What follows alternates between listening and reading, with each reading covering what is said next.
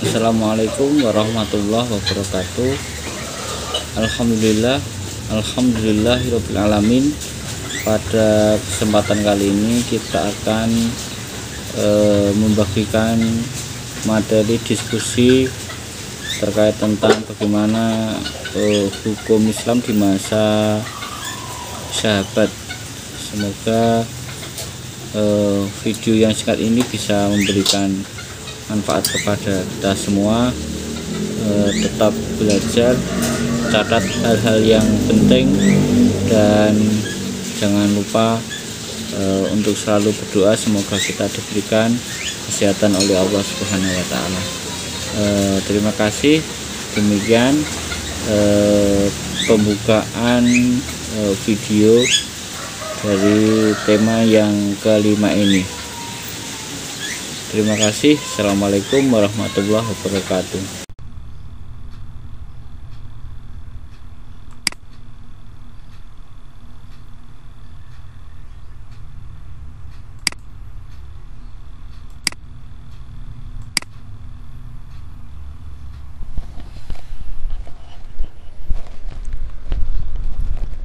Kita lanjutkan pada inti dari materi kita, yaitu tentang perkembangan hukum Islam pada masa sahabat 11 sampai 40 Hijriah, 632 sampai 661 Masehi. Ini adalah pertemuan kelima pada mata kuliah sejarah perkembangan hukum Islam. Sebelum kita lanjutkan ke hukum, kita harus tahu dulu tentang kondisi sosial, kultur, dan politik di masa sahabat atau di masa Khulafaur Rasyidin. Setelah Nabi Muhammad SAW itu meninggal dunia, maka kemudian diganti oleh para sahabat. Kemudian pada masa ini itu kira-kira sampai sekitar 20 tahun. Jadi 632 sampai 656 Masehi. Kemudian pada masa Khulafaur Rasyidin atau pada pemerintahan Khulafaur Rasyidin itu berbeda dengan pada zaman Nabi, di mana kekuasaan wilayah Islam itu sudah semakin luas, gitu ya. Disinilah kemudian muncul ya budaya yang baru, menemukan budaya-budaya yang baru, menemukan pola perilaku masyarakat yang baru. Nah, karena ya budaya baru tersebut atau kebiasaan baru tersebut atau sistem masyarakat baru tersebut itu adalah hal yang baru, maka kemudian itu berpengaruh pada dinamika pemikiran Islam dan juga tentunya dinamika pemikiran hukum Islam. Nah, ini yang menjadi gambaran kita. Pertama, pada masa Khulafaur Rasyidin itu dipimpin oleh Abu Bakar As-Siddiq selama 3 tahun, kemudian Umar bin Khattab itu kira-kira 10 tahun, lalu kemudian Utsman bin Affan 12 tahun, kemudian Ali bin Abi Thalib itu 5 tahun. Jadi kira-kira sekitar ya lebih kurang lebihnya itu 20 sampai 30 tahun. Nah, ini kalau kita hitung 10 12 itu 22 tambah 8 ya sekitar 30-an tahun. Nah, kemudian permasalahan hukum di masa sahabat itu ada beberapa contohnya, atau ada beberapa hal contoh atau beberapa problem. Pertama adalah tentang pemahaman umat Islam terhadap Al-Quran dan hadis yang masih kurang merata. Ya, kenapa terjadi seperti itu? Karena banyaknya kaum muslimin yang masih awam terhadap keduanya tanpa bantuan orang lain. Artinya masih ada kaum muslimin itu yang belum paham tentang Quran, belum paham tentang hadis tanpa dibantu oleh sahabat yang lain. Kemudian yang kedua, karena Al-Quran dan hadis yang tersebar luas ya, sehingga belum bisa dipelajari oleh setiap orang. Jadi Quran itu belum dikumpulkan, belum menjadi mushaf sebagaimana yang kita ketahui pada hari ini ya, apalagi hadis gitu ya. Kemudian yang ketiga adalah Al-Quran dan hadis hanya memuat hal-hal yang umum saja. Nah, jadi ada beberapa kasus atau ada beberapa perkara hukum yang itu hanya dijelaskan di Quran maupun di hadis, itu hanya prinsip umumnya saja, tapi secara praktisnya ada kasus bagaimana itu belum diketahui ya, atau belum dijelaskan secara rinci. Ini terjadi ketika ada hukuman bagi perang Badar tadi. Ini sudah kita sebutkan di kasus sebelumnya. Kemudian ini yang berikutnya adalah otoritas penetapan hukum ya.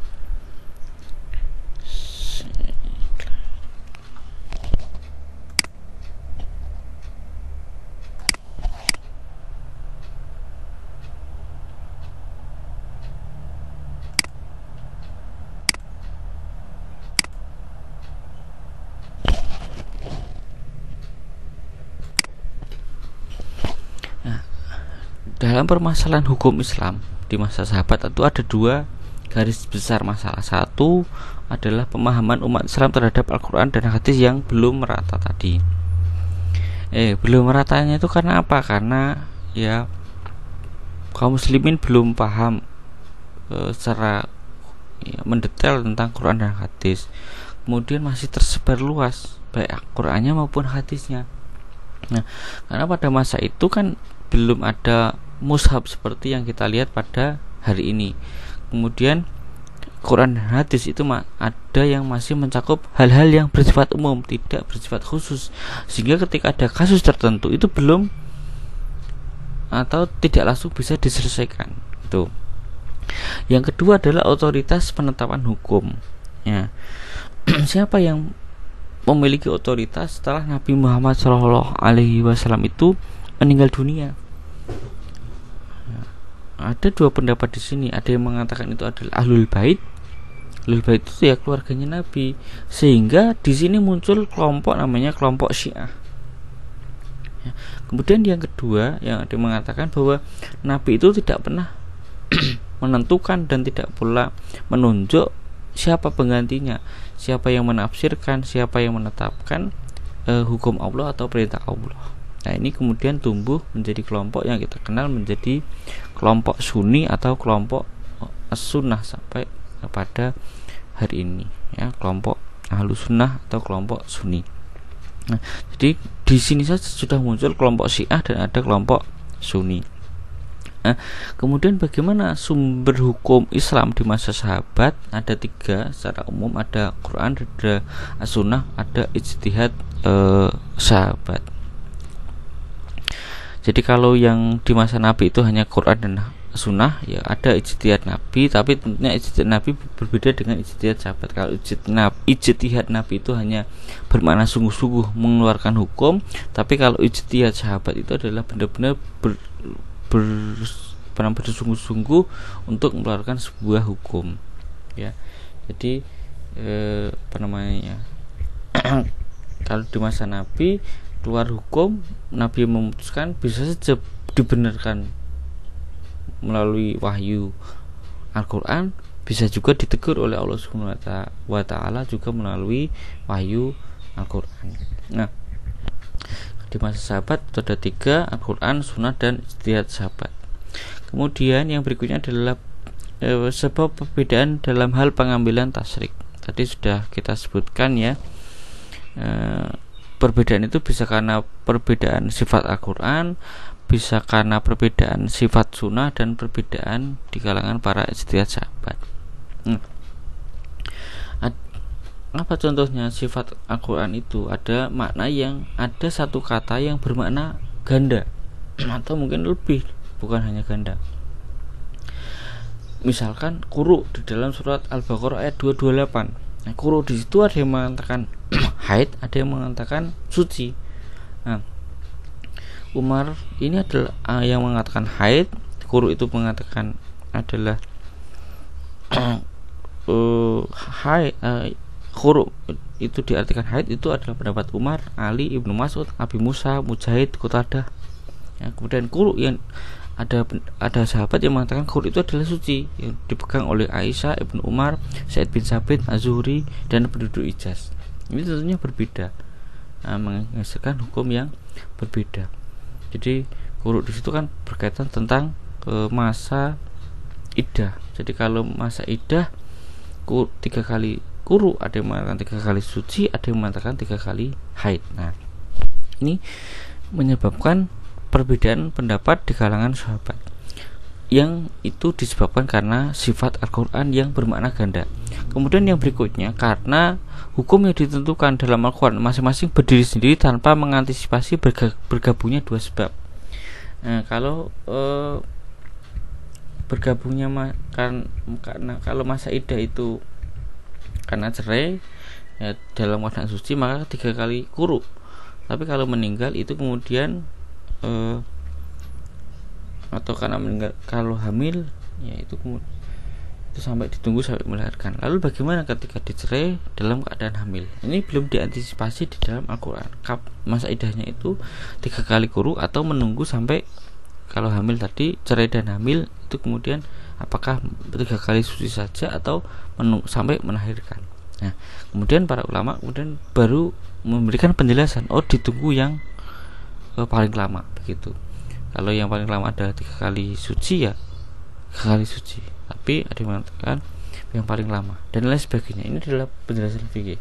Artinya di dalam Quran itu sendiri-sendiri masa iddah dalam keadaan suci 3 kali qur'u, kalau hamil ya ditunggu sampai melahirkan. Ini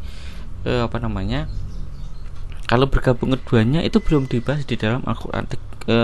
Masa iddahnya itu sampai kapan? Apakah sampai melahirkan, ataukah hanya 3 kali suci, ataukah ditunggu yang paling lama, gitu ya.